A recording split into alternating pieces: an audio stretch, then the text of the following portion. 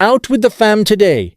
Wife and our little leader, the dog, looking for adventure.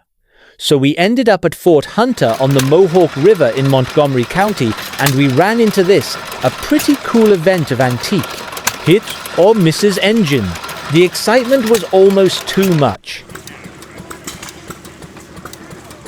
These little antique gas-powered machines, which used to run just about everything from a cross-cut saw to a water pump to a washing machine on farms during the last century, enthusiasts from all over the country buy and trade these little workhorses and relive the good old days.